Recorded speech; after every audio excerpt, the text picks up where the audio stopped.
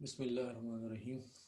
हमने last session में memory management की जो कुछ उसमें टर्मिनोलॉजी यूज़ होती हैं और उसका जो बैकग्राउंड था वो हमने उस पर डिस्कशन की थी। हमने देखा था कि मेमोरी मैनेजमेंट क्या है। हमने डायनामिक लोडिंग, डायनामिक लिंकिंग उसको देखा था। हमने देखा था कि लॉजिकल एड्रेस स्पेस और फिज़िकल एड्रेस स्पेस जो है वो क्या होती है। आज हम स्टार्ट कर रहे हैं मेमोरी मैनेजमेंट की जो डिफरेंट टेक्निक्स है। उसमें जो हमारे पास पहले जो है वो है कंटीगस एलोकेशन। तो कंटीगस एलोकेशन जो है उसके अंदर बेसिकली जो कॉन्सेप्ट है वो ये है कि हमारे पास रैम में जब किसी प्रोसेस को स्पेस एलोकेट की जाती है तो उसको एक कंटीगस जो है एरिया जो है उसको एलोकेट किया जाता है। मतलब एक इकट्ठी एक जगह उसको दी जाती है। फॉर एग्जांपल अगर एक प्रोसेस है उसको वो 100K का प्रोसेस है और तो उसके लिए इकट्ठी एक ही जगह 100K जो स्पेस मेमोरी में होगी तो उसको हम लोड करेंगे उसमें। अच्छा, इसके साथ हमारे पास कुछ स्पेस कर्नल स्पेस जहाँ पे ऑपरेटिंग सिस्टम का कोड लोड होता है मेमोरी में, और कुछ जो है हमारे पास यूज़र स्पेस जहाँ पे हमारे पास यूज़र के प्रोग्राम जो हैं वो लोड होते हैं रैम के अंदर। हाँ। अच्छा, हमारे पास हमने पिछले एक सेशन में हमने डिस्कशन की थी हमारे पास बेस और रीलोकेशन लिमिट रजिस्टर और रीलोकेशन रजिस्टर या बेस रजिस्टर जो है उसको यूज़ किया जाता है जो जिससे प्रोसेस की जो लॉजिकल एड्रेस है फिज़िकल एड्रेस स्पेस जो है वो मालूम की जा सकती है और उसमें ये दोनों रजिस्टर इस्तेमाल होते हैं। और इसी तरह से हमारे पास जो है इसी को यूज़ करके जो प्रोसेस की जो स्मॉलेस्ट जो उसकी मेमोरी एड्रेस है उसको आइडेंटिफाई किया जाता है। तो ये आप देखें हमारे पास वही एग्जांपल हमने पहले भी इस पर हम डिस्कशन कर चुके हैं ये मेमोरी प्रोटेक्शन के अंदर कि किस तरह से ऑपरेटिंग सिस्टम जो है वो मेमोरी प्रोटेक्शन प्रोवाइड करता है। जो हमने मेमोरी प्रोटेक्शन की डिस्कशन की थी कि प्रोसेसर लॉजिकल एड्रेस जनरेट करता है, ठीक है। और इसी तरह से उसको चेक किया जाता है कि उसकी वैल्यू जो है वो लिमिट रजिस्टर में जो वैल्यू उससे लेस है कि नहीं। अगर ठीक लेस है तो फिर उसको आगे अलाउ किया जाता है।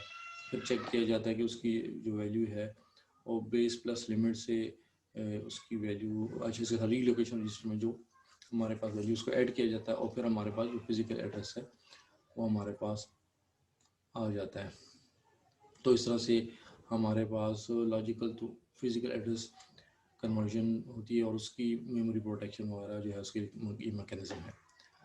तो इसके ऊपर हम पहले क्योंकि जब हमने मेमोरी प्रोटेक्शन पे डिस्कशन की थी तो हम काफ़ी इस पर हम डिस्कशन कर चुके हैं, तो मैं इस पर और डिस्कशन नहीं करूँगा, हम आगे चलेंगे। तो हमारे पास जो पहली टेक्निक है मेमोरी मैनेजमेंट के लिए इस्तेमाल की जा सकती है उसको हम कंटिन्यूस मेमोरी लोकेशन कहते हैं, जिसके अंदर हमें रैम में जो स्पेस चाहिए प्रोसेस को एलोकेट करने के लिए वो फिक्स एक ब्लॉक चाहिए और इकट्ठा हो ब्लॉक। तो ये जो टेक्निक है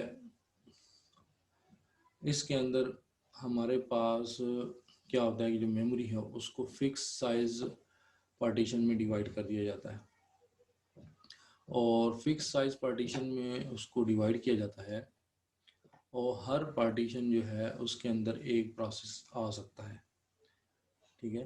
फिक्स साइज पार्टीशन होंगी, फॉर एग्जांपल मेमोरी की हमने पार्टीशन 4 पार्टीशन बना दी तो ये फिक्स साइज होंगी, उनका साइज कुछ चेंज नहीं होगा और हर पार्टीशन जो है उसमें एक प्रोसेस या एक टास्क जो है ये प्रोसेस को लोड किया जाएगा।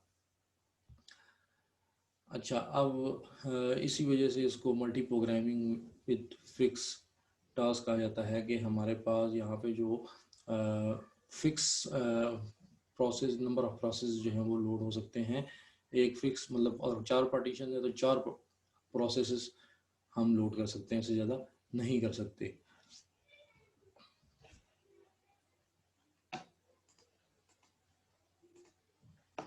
अच्छा, इसके अंदर हमारे पास जो पार्टीशन की बाउंड्रीज़ हैं वो बूट टाइम पे सेट कर दी जाती हैं, ठीक है।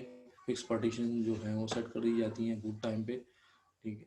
उसके बाद हर एक पार्टीशन जो है उसके साथ एक क्यू अटैच होता है। हर पार्टीशन के साथ एक क्यू अटैच होता है जिसमें प्रोसेसेस जो है वो होते हैं और उनको उस पार्टीशन में फिर लोड करना होता है।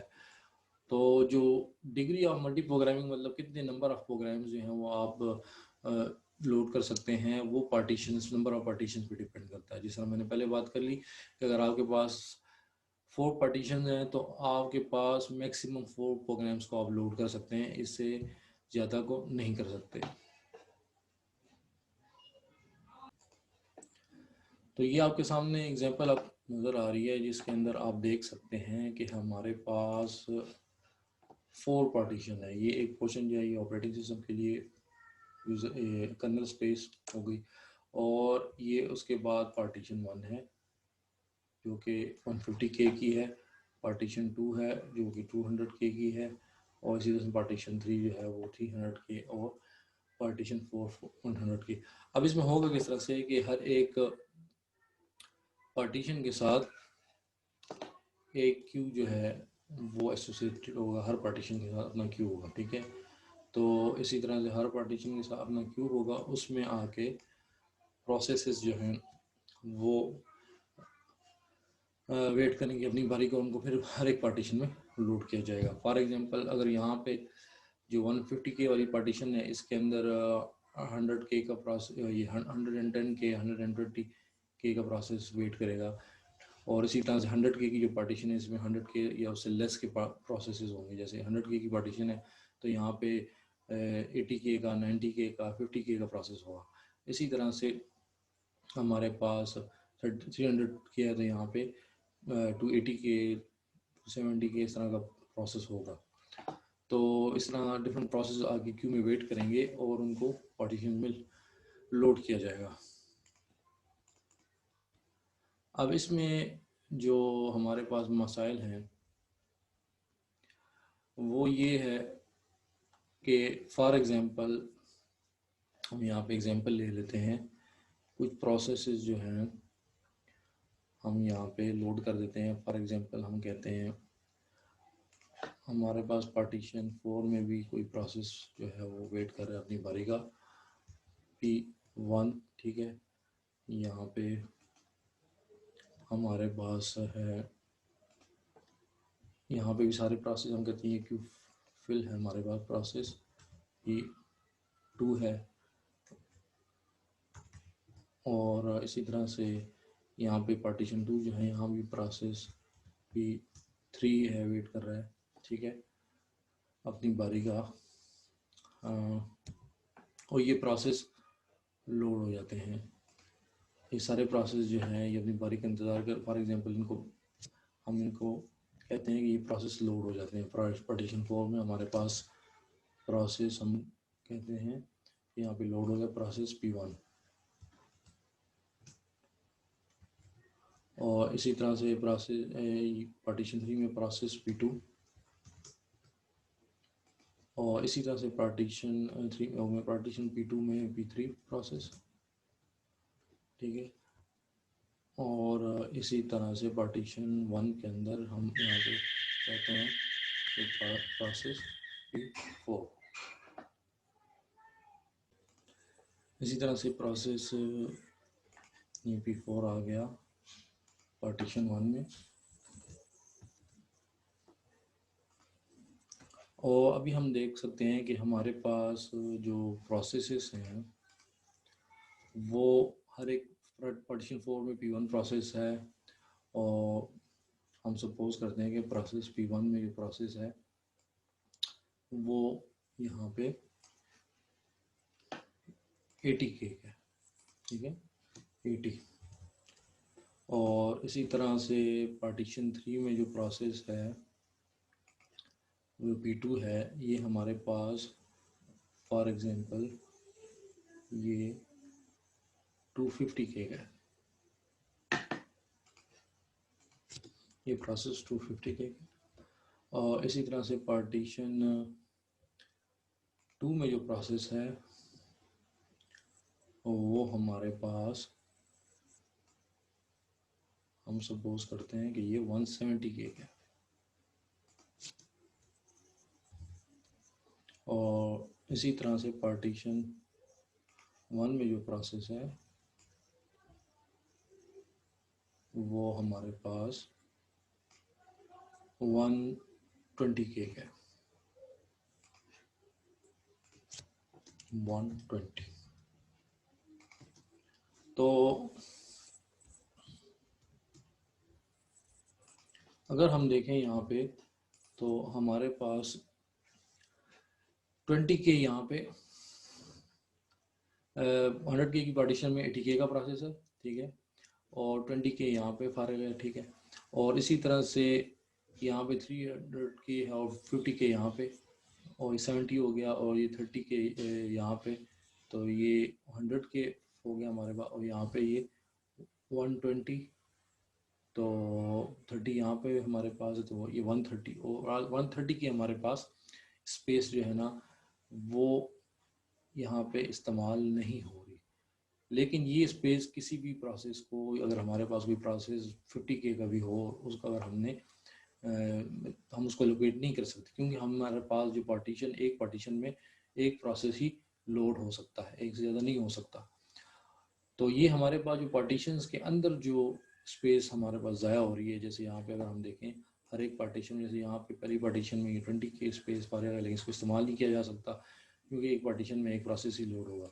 तो ये पार्टीशन 3 में भी हमारे पास 50K ज़ाया हो रहा है, ठीक है, और ये इधर यहाँ पे 30K है, और यहाँ पे हमारे पास यहाँ पे भी 30K है। तो ये हमारे पास ये जो हर पार्टीशन के अंदर स्पेस जो है वो इस्तेमाल नहीं हो रही, और मतलब है लेकिन वो हम किसी प्रोसेस को एलोकेट नहीं कर सकते वहाँ पे वो स्पेस। तो ये है हमारे पास इंटरनल फ्रेगमेंटेशन, जो कि हमारी partitions with in a partition हमारे पास जो खाली स्पेस रह जाती है और उसको हम किसी भी और प्रोसेस को एलोकेट नहीं कर सकते, तो इसको इंटरनल फ्रेगमेंटेशन कहा जाता है। एक ये इशू हो गया। अच्छा, दूसरा हमारे पास इस तरह हो सकता है, इस दूसरा इशू जो इसमें है वो ये है कि मिसाल के तौर पे यहाँ पे प्रोसेस P1 जो है ये यहाँ पे लोडेड है, और इसी तरह से यहाँ पे इसके पीछे दूसरा प्रोसेस है प्रोसेस P5, वो भी इसी रेंज में 100K से लेस का है। मैं इसको प्रोसेस P2 यहाँ ये P5 हो जाएगा, प्रोसेस P5, ठीक है। प्रोसेस P1 के साथ P5 है जो अपनी बारी का इंतज़ार कर रहा है कि उसको मेमोरी एलोकेट की जाए, लेकिन क्योंकि वहाँ पे अभी कोई स्पेस फारिग नहीं है। अब इसमें ये होता है, मिसाल के तौर पे इसी दौरान जो है ये जो पार्टीशन 1 है इसमें जो प्रोसेस हैं, ये प्रोसेस यहाँ पे इसका काम ख़त्म हो जाता है और ये पार्टीशन फारिग हो जाती है, प्रोसेस पार्टीशन 1 जो है, और इसका जो क्यू है वो भी एम्प्टी है, तो कोई भी यहाँ पे प्रोसेस नहीं आएगा। अब हमारे पास यहाँ पे पार्टीशन 1 के अंदर अगर हम देखें तो यहाँ पे 150K हमारे पास स्पेस फारिग है, लेकिन क्योंकि ये क्यू जो है पार्टीशन 1 का ये एम्प्टी है, तो कोई प्रोसेस भी इसमें लोड नहीं होगा। और इस केस में प्रोसेस P5 जो है, जो हो सकता है कि 70K का हो या 90K का हो, वो यहाँ पे लोड हो सकता है, लेकिन नहीं होगा। क्यों? हमने कहा कि हर पार्टीशन के लिए अपना क्यू है, ये क्यू से एक क्यू से दूसरे क्यू में प्रोसेस नहीं जा सकता, ठीक है। तो ये हमारे पास इनएफिशिएंट यूटिलाइजेशन होगी स्पेस की। इस प्रॉब्लम को इस तरह से सॉल्व किया जा सकता है कि इन तमाम के लिए हमारे पास ये मल्टीपल क्यूज ना हो बल्कि एक क्यू हो, और सारे प्रोसेस सिंगल क्यू के अंदर आ जाएं, और फिर हर एक पार्टीशन को में वो हर एक पार्टीशन में प्रोसेसेस जो फॉर एक पार्टीशन हो तो उसमें वो लोड हो जाए। तो फिर उसके अंदर फिर इस तरह से हो सकता है कि हमारे पास जब भी प्रोसेस एक क्यू में आ जाएंगे तो यहाँ पे हमारे पास प्रोसेस है, तो जब यू पार्टीशन फारे हो तो फॉर एग्जांपल हमारे पास पार्टीशन जो एम्प्टी है वो 100K की पार्टीशन है, तो इस एक क्यू में सर्च किया जाए कि कौन सा प्रोसेस जो है इसको लोड करना है, तो उसमें ये हो सकता है कि जो ऐसा प्रोसेस सर्च किया जाए जो कि जिसमें कम से कम स्पेस ज़ाया हो, तो उसको बेस्ट फिट कहेंगे। फॉर एग्जांपल ये 100K का है तो यहाँ पे हमारे पास क्यू में 3 प्रोसेस है, 80K है, 70K या 50K है, तो 80K वाला लोड करो, इसमें कम से कम स्पेस ज़ाया हो रही है, तो ये बेस्ट फिट हो गया। एक फर्स्ट फिट हो सकता है कि क्यू में सर्च करो, जो पहला प्रोसेस मिल जाए जो कि इसमें लोड हो सकता है, इस पार्टीशन में उसको लोड कर दो। एक वर्ड्स फिट है हो सकता है कि जिसके अंदर ये टेक्निक हो सकती है लेकिन ये यूजेबल नहीं है। तो वर्ड्स फिट में कि जो जिसमें ज़्यादा स्पेस ज़ाया हो रही है वो वर्ड्स फिट होगा। तो हमारे पास ये हमने ये चीज़ें देख ली कि हमारे पास मेमोरी जो है वो वेस्ट होती है, ठीक है, कि हमारे पास एम्प्टी पार्टीशन है और उसमें अगर क्यूज़ डिफरेंट क्यूज़ में कुछ प्रोसेस वेट करने हैं और जो पार्टीशन फारग है उसके सामने कोई प्रोसेस नहीं वेट कर रहा, तो वो ये क्यूज़ में शिफ्टिंग नहीं हो सकती। तो फिर हमने कहा कि उसका सोल्यूशन सिंगल क्यू है, ठीक है। दूसरा, लोड टाइम एड्रेस बाइंडिंग इसमें होगी, क्योंकि हमें पता है ये कौन सी पार्टीशन में पार्टीशन पर ऐसे फिक्स होती हैं, जब प्रोसेस लोड होगा तो उस टाइम पे उसके एड्रेस बाइंड किए जा सकते हैं, और जब वो मेमोरी से आउट भी होगा तो उस वक्त भी वो अपने क्यू में ही जाएगा और दोबारा इसी पार्टीशन में आएगा। इस वजह से लोड टाइम एड्रेस बाइंडिंग इसमें हो सकती है। हमने जिस तरह से देखा कि जी अगर हमारे पास मल्टीपल क्यूज़ हैं तो उसमें इश्यूज़ हैं, तो सिंगल क्यू जो है तमाम पार्टीशंस में के लिए इस्तेमाल किया जाए, और जब कोई पार्टीशन फारिग हो उसमें एम्प्टी स्पेस हो तो सारे क्यू को सर्च किया जाए, और उसमें हमने कहा कि एक हो सकता है बेस्ट फिट, फर्स्ट फिट जो पहला पहला प्रोसेस सर्च हो जाए जो कि इस पार्टीशन में लोड हो सकता है उसको लोड कर दिया जाए, या बेस्ट फिट जो कि ऐसा प्रोसेस क्यू में देखा जाए जिससे कम स्पेस ज़ाया हो, और वर्स्ट फिट जिसमें ज़्यादा स्पेस आया, ये भी हो सकता है, ये टेक्निक भी है, लेकिन इसमें सबसे बेहतर है वो बेस्ट फिट हो फिर फर्स्ट फिट है। तो ये हमारे पास multi programming with fix task, और उसकी जो हमारे पास अच्छा ये आप देख लें, हमने ये बात की कि हमारे पास एक सिंगल क्यू होगा, तो इस सिंगल क्यू में प्रोसेस होंगे, और जब कोई प्रोसेस जो है हमारे पास पार्टीशन फारिग होगी तो उसमें वो प्रोसेस लोड हो जाएगा। इस तरह से तमाम पार्टीशंस में यहाँ से प्रोसेस जो है वो लोड होंगे। तो इस तरह से वो जो मसला हमने कहा कि अगर एक क्यू खाली है और क्यूज़ में प्रोसेसेस हैं तो वो वाला इशू अब इसमें नहीं होगा। अच्छा, जो इश्यूज हमने देख लिए दोबारा इसमें इंटरनल फ्रेगमेंटेशन, हर पार्टीशन के अंदर जो स्पेस खाली रह जाती है वो हमारे पास इंटरनल फ्रेगमेंटेशन है। नो शेयरिंग बिटवीन प्रोसेस, कोई एक प्रोसेस दूसरे प्रोसेस की मतलब एक जो हमारे पास हमने देखा कि एक पार्टीशन में एक प्रोसेस अगर लोड हो चुका है तो वो दूसरी पार्टीशन में फिर नहीं हो सकता। तो अच्छा, फिर उसके बाद नो शेयरिंग